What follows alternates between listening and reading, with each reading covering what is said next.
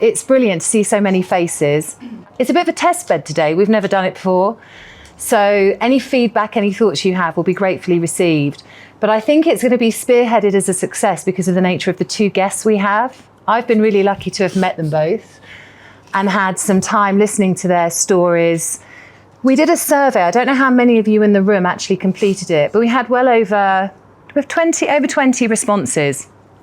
And there were some really clear shared desires that you had in terms of imposter syndrome, how to lead authentically, the confidence gap, mentorship and sponsorship. So we've taken those topics as a bit of a navigator for the conversation that we have.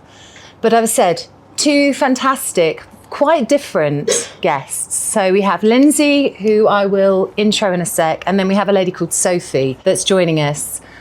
So the idea is I'll intro and ask a few questions of Lindsay. Lindsay will share her story, her lived experience, and touch on those points that resonated off the back of the survey. But then we'll do a Q&A. With no further ado, I shall introduce you to Lindsay. I'm not going to intro Lindsay. Lindsay's going to do it, but we've now met twice on the phone, and I could have stayed on that call. I said to Lindsay, I could have stayed on that call all day. It was fascinating to hear Lindsay's career journey. I think you're all going to find it hugely interesting. There were 3 words that really stuck in my mind when we were talking. I do have prompts so that I do justice to how good the guests are. Mindset, resilience, and I haven't got my glasses on. Mindset, resilience. Have you already got lost keys? You even numbered them. Yes, I have. Hold on a sec. You can tell I don't do this for a living, thank goodness. Determination. Those were 3 words that came into the conversation a lot, and you'll understand. Keep those 3 words in mind when you hear about Lindsay's career to date. So we talked about, I'm only giving you 10 minutes for this bit, and I think it's going to be tough, but we'll explore more fully with more questions. I'm up for the challenge. Okay, we'll go for it. Over to you. Look, lovely to meet you all, and thank you so much for inviting me here. I'm Lindsay. I'm the CEO of a company called Shepper, and Shepper uses a large community of people and a tech platform to collect dynamic data for lots of people, including Samsung and Shark, but also M&S, Waitrose, Red Bull. So it's really about sort of recognising and marrying up local people with fantastic technology and really trying to drive an economically viable model, which is also sustainable, around using people to collect data in areas that they're already in. And we aggregate all of that up and give brands a nationwide view of what's happening on the ground with their businesses. And I guess the journey started for me when I left school at 16. My dad, who's thankfully still with us, worked in a factory. My mum was a seamstress, and I went to quite a lively school, I would describe it as. And I left school after my GCSEs. First year of GCSEs, actually. We've had this conversation. We did have this conversation. And I guess the only path that was known to me at that point was going to work and earning money. Nobody in my family had been to uni or indeed taken A-levels. And so I started my career working for Topshop, which I was saying when we spoke last week, I absolutely loved, in the era of huge hairsprayed fringes and shoulder pads. And I had a fabulous time working at Topshop and spending all of my wages on fashion. And then I was quite bored after about 6 months and went into another job that I probably wasn't massively suited to. I was quite good at maths at school and generally misbehaving, but I started life as an underwriter, and I don't know how much you know about underwriting. It's a terribly boring thing. It's very important, so that was very boring. And then I decided that I actually really loved writing and communication, and that was kind of my journey into marketing. And I have done lots of different roles in automotive, always in marketing, either product roles, pricing roles, but more so communication roles, marketing, advertising, and joined the insurance industry shortly after my time in the automotive sector, working for Lotus and Mazda. And then went on to banking, which was an interesting journey. And I guess to kind of catch you up on a little bit of that journey, I met somebody in my first job who would turn out to be quite important in my life and my career. A guy called John, who joined the company I was working at the time, which was Norwich Union. I was about 21, and he offered me this amazing job, which I was massively underqualified to do in every way. But he obviously saw something in me that I didn't see in myself. And I remember a couple of moments in that point in time. One, going home and telling my dad that I'd been offered this job that was paying me like £30,000. And my dad was like, we've won the lottery. This is unbelievable. Because we probably were in the early 90s at that point. And then after I started the job, having a conversation with John, where John gave me some very brutal but nice feedback to say, look, you really need to organise your academic story, which, because I think you could be really good at what you do, but I think this is going to really hold you back. Obviously, probably couldn't have that conversation anymore, but it was actually massively helpful. And he was just a huge advocate for me. And when we talked about it, the thing that I reflect on when I think about John is he was really interested in me and not what I could do for him and how I could better his career. It was all about how could he impart knowledge and time to me to help me to progress my career. And he supported me through doing some A-levels and fundamentally doing a marketing degree and kind of allowing me to get to where I am now. And I honestly don't think if I hadn't have met John that I would be doing what I'm doing now. So I have a huge debt to pay to him. I saw him over Christmas actually in a pub randomly, which was lovely to see him. So after that, I joined the banking industry, which I think I completely underestimated. So I joined the year of the financial crash, which on reflection probably wasn't a great idea. So I joined a business called HBOS, for those of you that remember HBOS, which was Halifax Bank of Scotland, which was a brilliant business, really customer-centric, really colleague-orientated. Moved to Leeds, where I knew nobody, just literally packed up my car, resigned, got offered this job, drove down, found myself a flat, and went into HBOS and absolutely loved it. I mean, it felt like a completely comfortable sofa to sit on. The business was great, the culture was great, I loved the people. And 9 months later, the business failed due to a whole load of reasons that you guys have probably read about in the press. And through intervention, we were bought by Lloyds Bank. And the two cultures were very, very different. And I was one of a few people in the bank that went on to do a bigger job at Lloyds.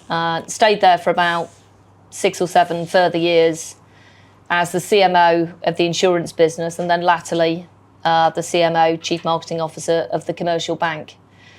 And then left there in 2013, did a couple of other roles, ended up working for a great business that we sold to Aviva, which sort of forms a perfect circle as to where I met John originally, which was Norwich Union, rebranded Aviva, and became their CMO for 3 or 4 years, which was great fun. You know, big job, lots of people, lots of budgets.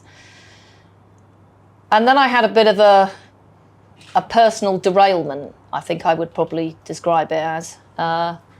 And I think I probably ended up really questioning myself about why I was doing this big job. And, you know, we talked about the fact that I think as I progressed through my career, particularly in a corporate quite formal setting because it's very highly regulated. I actually found for me, I ended up doing less and less of the things that I loved. You know, I loved briefing the agencies. I loved going on the TV shoots. I loved meeting customers. And I sort of reflected on the fact I was sort of being shuffled around by my EA and PA, who were brilliant, who were writing papers for me to go into, 10 meetings a day. And I sort of had this moment where many other things in my life that were stable were no longer stable. I was having to move. I had another business that I had to sell. I split up with my partner. He had a couple of children, still has. But my life changed hugely. And I guess it made me question, why am I doing this? I'm actually only really doing it for the money. And do I need the money? Is that more important than my happiness, my fulfillment? And I'm sure we've all had moments where we think, at the point we end our lives, is this enough? Do I think saying, well, I was working for this business and I was presenting to the board, well, what did you actually do? I became quite uncomfortable. And I ended up going for a job interview to go to another job, which was just the same. And coming down an escalator one evening, and I had the headhunter on the phone saying, how did it go? We all set? And I was like, I just don't want to do it. And I ended up, the analogy I used is there was only one leg left on the table, and I decided that it needed to come off. So I quit and started Shepper 5 years ago. I knew nothing about technology. I mean, my PA had to reboot my laptop, I knew nothing about the retail business. And I'd never run my own business before. I'd run businesses in businesses, but that's, as it would turn out, quite different. Because if you have a bad year running a division, chances are that somebody has a good year and it all kind of works out. If you have a bad year running your own business, it has impacts on people's mortgages, rent, lives. But, we've been trading as Shepper Retail for 5 years, and, it's the best thing I've ever done. And actually that derailment gave me the confidence and almost took away all of the excuses that I'd been using not to do it. So, I think it's a great example of, even when things feel that they're not going to plan and you feel like your life is on the edge, almost always good things come out of it. And, I have a personal belief that very, very few things in life are permanent. Most things are temporary. And temporary could mean 20 minutes or could mean 20 years, right? But, most things you can evolve and change. So, yeah, does that summarise broadly what we talked about? It does. I mean, And was that in 10 minutes? I don't think so, but it doesn't matter because this will be now the second time I've heard it. I could hear it again and still be fascinated. one of the topics that you spoke about was career pathways and career progression. It's evident Lindsay has had a really accelerated and is a high achiever when it comes to the pathway that we view as success for careers. But I wondered if you could unpick it a little bit for the audience, because Victoria, who heads up our L&D, will talk about career strategy. And we have very similar instances in terms of age, approach, things that have happened when we were talking. And I realised we talk about intention and we talk about career strategy. And I thought, God, have I ever had real intention, as to my career and where I was going to go and what I wanted to do? I knew I wanted to do the best I could do. And I knew I wanted to be successful, but success was my picture of success. I didn't really have a career strategy per se rooted in intent. And I just wondered, for the sake of the audience, if you could talk about your experience of that. And I just want to remind you of a couple of things that you said to me that I really liked. You talk about course correct, which I think goes hand in hand with permanence that you just spoke about.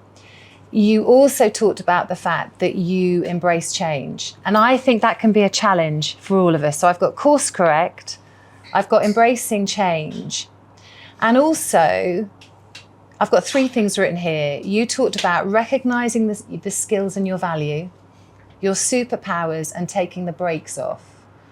And I thought that covers a number of areas, but I'd love it if you could talk through that a bit more, Lindsay, because I was fascinated by it, but I really think it will resonate with the team.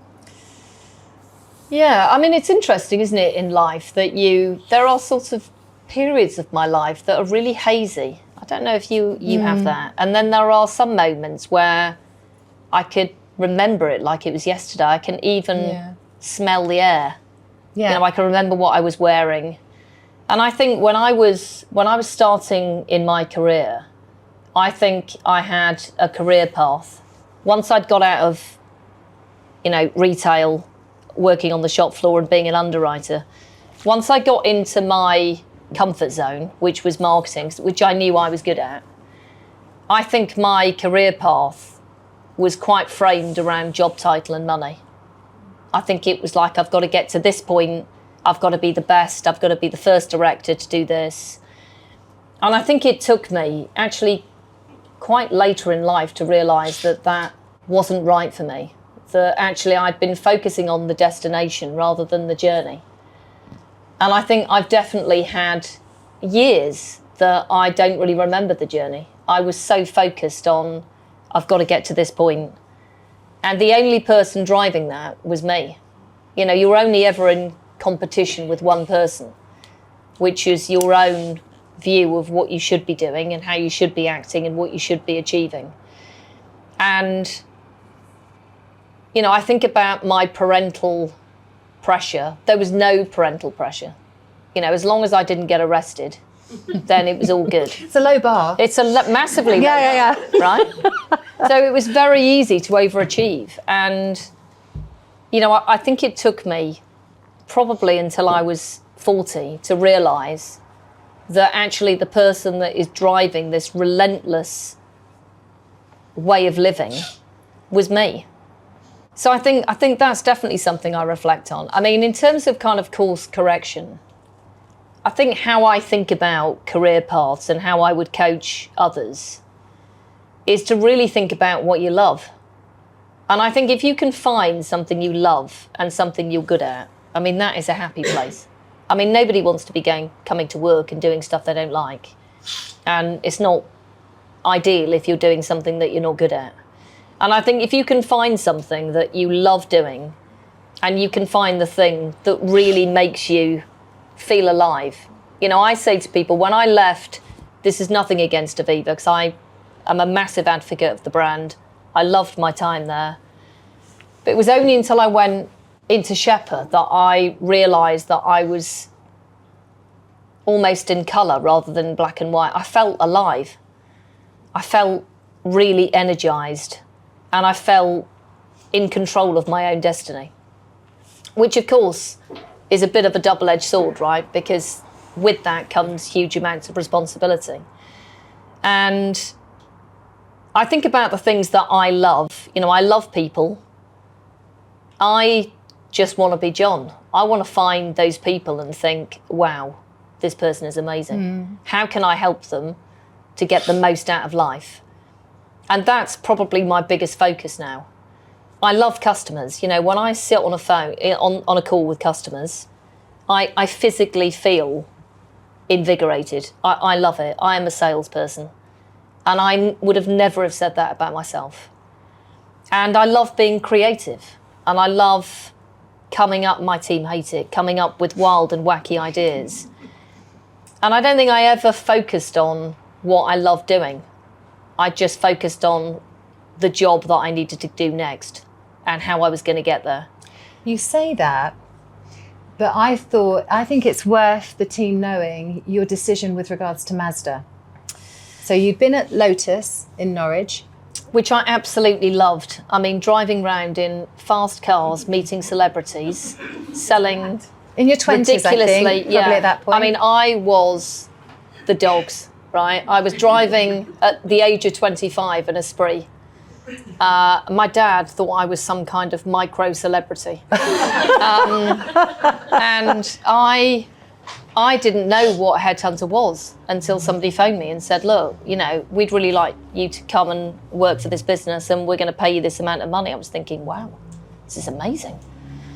You know, I probably underestimated the fact it was about 200 miles away from where I lived and that I wasn't really that interested in pricing. But I thought, this is great, I'm going to do this. I hated it.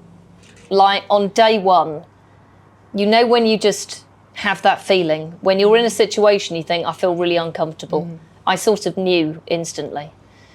And then there's the sort of shame of thinking, oh my goodness, what do I tell people? And what am I going to tell my dad? And I left after 6 months. It was the only job I took for money. I found it really difficult. It really jarred with my values, my integrity of saying to this person I was going to come and do this job and saying, sorry, I don't want to do it anymore. And I almost feel a bit embarrassed about how I responded in that moment because the most important person was me. And I spent 6 months of my life and my career in a job that I didn't want to do. But of course, I learned loads from that. And I learned loads of things about what I didn't want and what I did want. And, you know, I always, work or non-work, I just have a belief that very few decisions are bad decisions. I mean, the worst thing is making no decision at all. And even if you don't make the right decision, you can course correct it because it will get you somewhere that you weren't before. So, you know, I think that's something that I've definitely reflected on. And, you know, the conversation that we had was, I think I definitely spent decades of my career trying to be the person that people wanted me to be. And, you know, when I moved into financial services and banking, it was a hugely male-orientated environment, particularly at some of the senior levels. And I think I was probably a bit of a quieter version of myself. I sit there in meetings, it's almost like trying to keep vomit in. It's like, I've got to make this point. I feel so just passionate about it. And then I'd be thinking, okay, I need to maybe soften this or just frame this slightly differently, or I think I'm going to offend somebody if I say this. And sort of I described it as about 10 years ago, I think I just took the brakes off. And I thought, you know, this is me. And actually one of the things that makes me employable and successful in what I do, in my own mind, is I typically say the things that people want to say and won't say. And actually, whether you say that, it doesn't matter how you say them, you kind of say them. And so I think one of the things that I've become really comfortable with is just being very direct and straightforward. And if I've got a view, nobody needs to agree with it. I will give a view. I mean, I will listen to other people's views because that's massively important. And it's recognising that quite a lot of the time people won't agree with you. But that's also okay. And being a CEO of a business, there's nothing I love more than a bit of conflict. You know, when you're in a meeting and you've got opposing views of things, that's when magic happens, right? That's when creativity happens. And, you know, it's got me into trouble a few times. But that's kind of me. That's who I am. And I think the one thing I wish I'd have done sooner was to just unleash my kind of bravery of, I think I could have made a bigger impact sooner than I maybe did. And I think that's really important because I could ask the question, but how many of you in the room really feel that you have the confidence, one, to say what you're good at? With the exception of Victoria, that I think we all know is a whimsical fantasy of an L&D director and won't be shy in coming forward about her brilliance. But I think that's telling. I don't think we are necessarily comfortable with, actually, I'm really good at this. And I'm going to put my hand up and I'm going to luxuriate in the fact that I know I'm good at it, because you're also recognising what you're less good at. you're putting yourself forward. So I thought that was really telling when we were talking about. And the other aspect, again, comes through from the survey, was confidence and bridging that confidence gap. So I think what my takeouts when I was listening with Lindsay is actually, I love that take the brakes off and unleash yourself. Because when you are true to yourself, I think that's where you get the best results, isn't it? You feel more relaxed because you know how you feel, what your opinion is based on, and you're voicing it. And you get a sense of achievement because 9 times out of 10, it's probably true that your opinions are going to be taken, listened, and then you can crack on with it. I don't know if there's anything more you want to talk on that, or we could move to John, because Lindsay mentioned John to me, and again, mentorship and sponsorship came up from the survey in terms of understanding more about it and the value of it.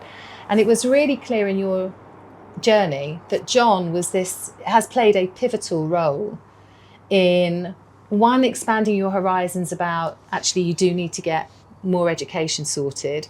And as you said, he put you at the centre of his focus as opposed to, well, what benefit is it to me, John? So I don't know if there's any other examples of mentorship or sponsorship or coaching that might go on over at Shepper, or you do outside of Shepper, that would be worth sharing with the team.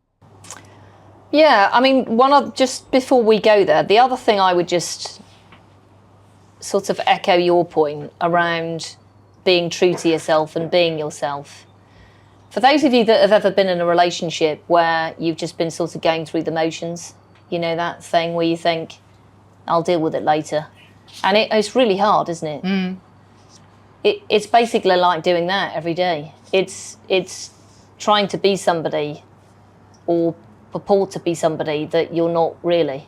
And it's really hard work. And I think if you can be yourself, it's just so much easier.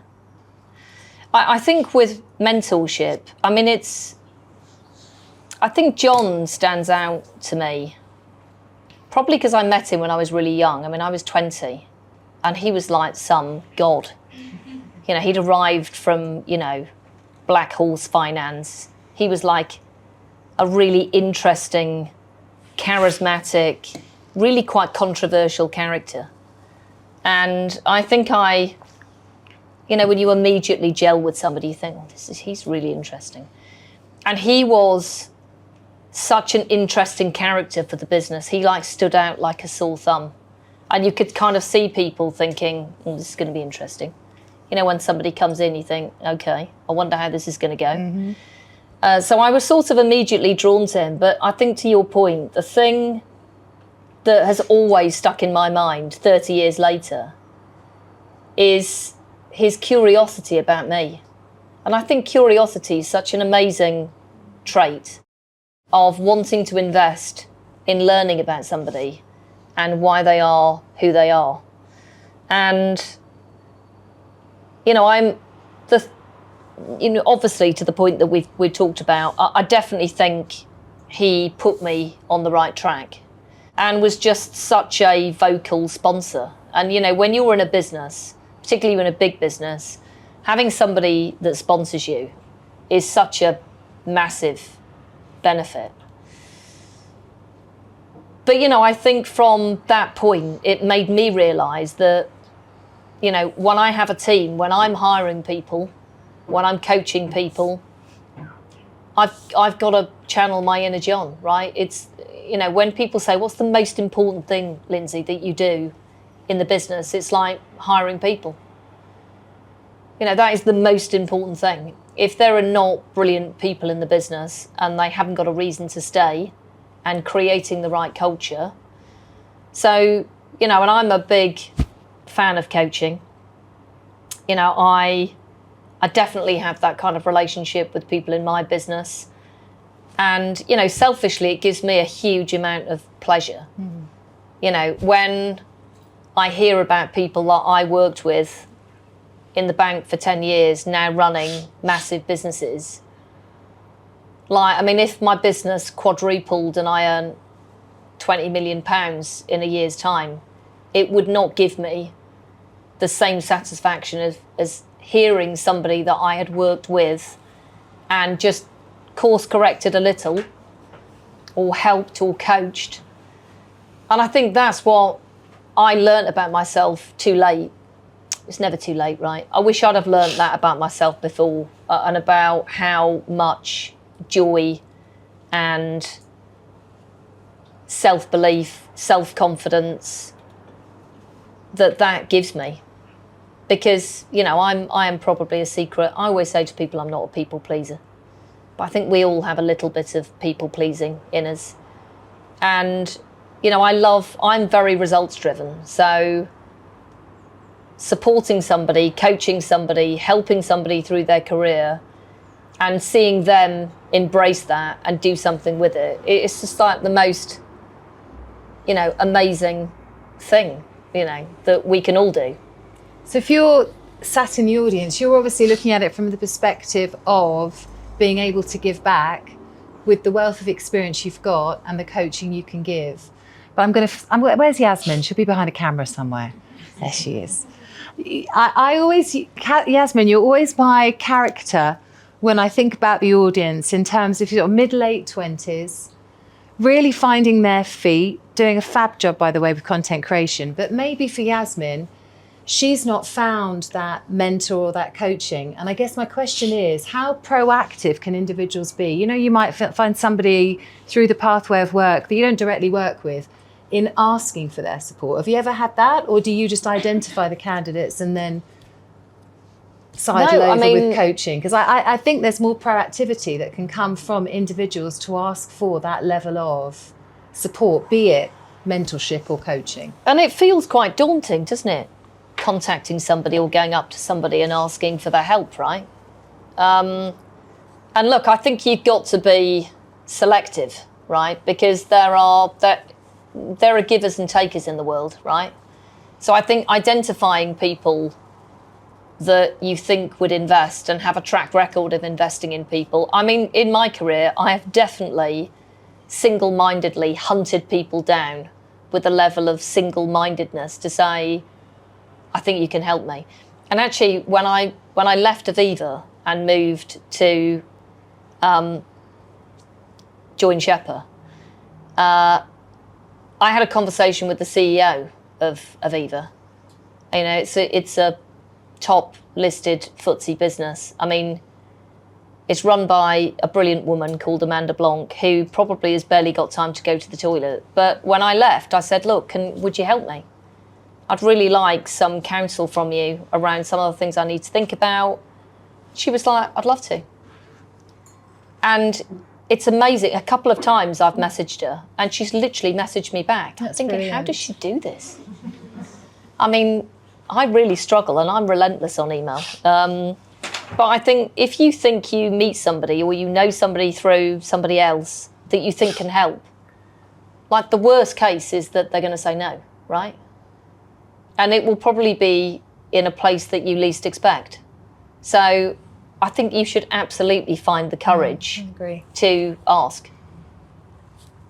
Just coming back to Amanda, that's unusual. There we have a CEO, FTSE 100 company. When we were talking, and it will be similar for many in the room, you know, Samsung is technology companies, HP, they're still very male dominated, especially at certain levels.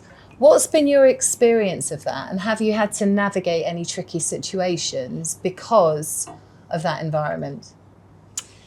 Yeah, I mean, look, I joined financial services probably in the mid-90s, which obviously was a very different world to what we live in now. But, you know, of course, in tech, you know, 5% roughly female CEOs.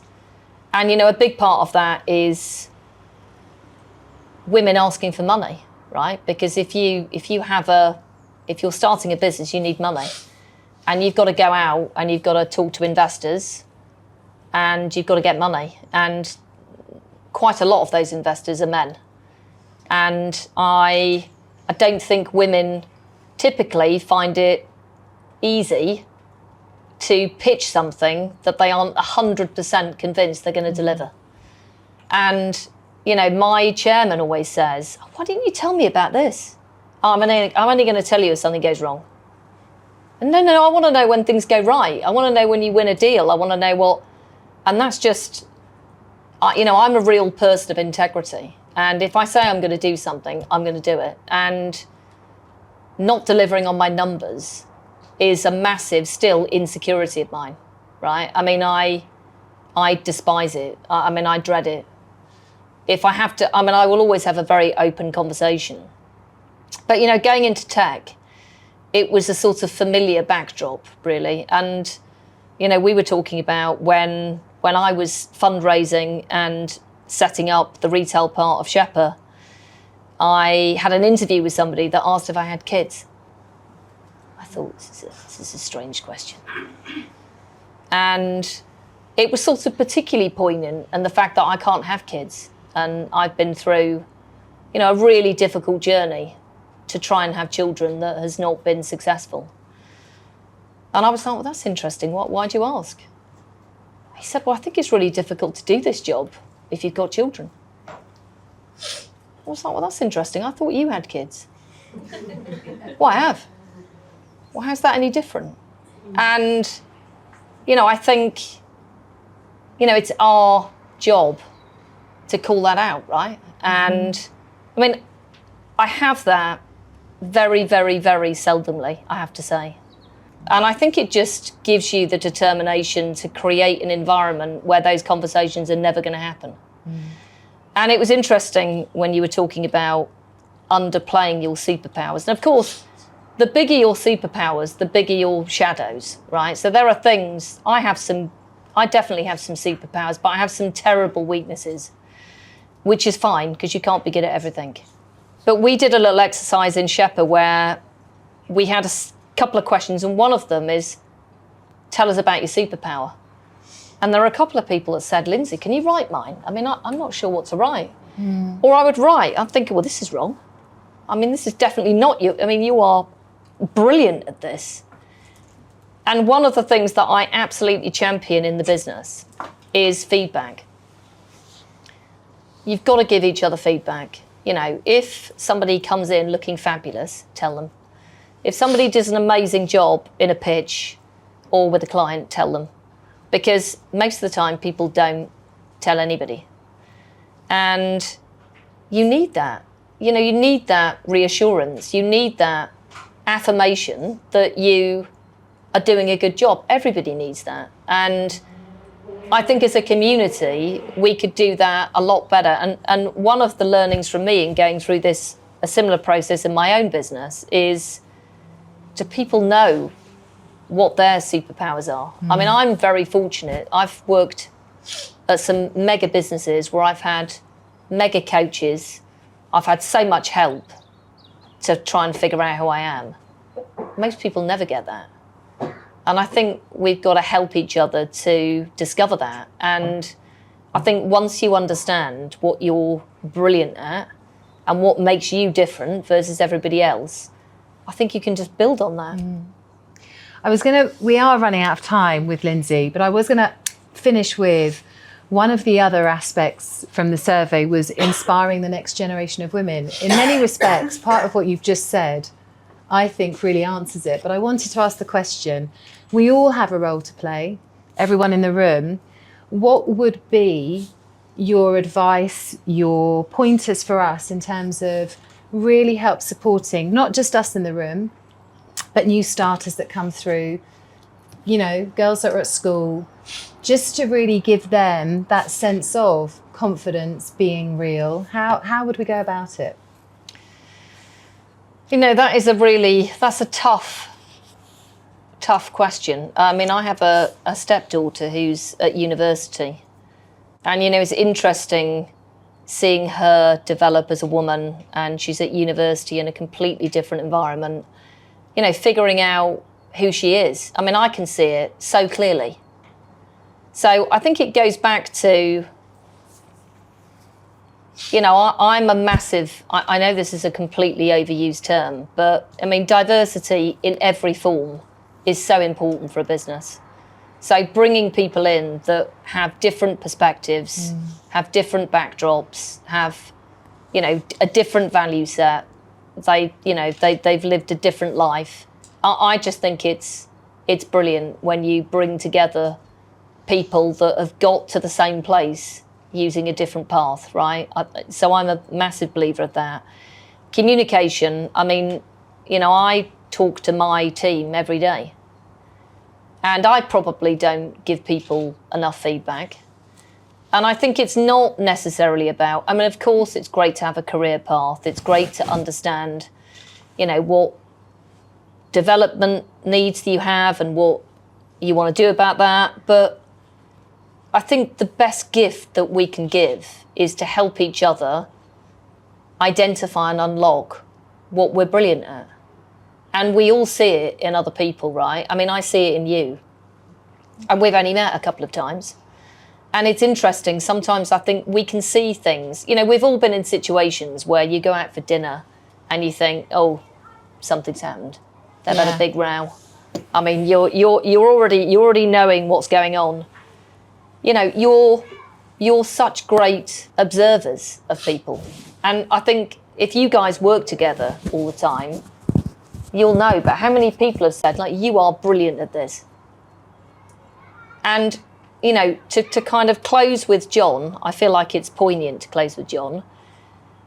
I think he was the first person that really saw me for who I was.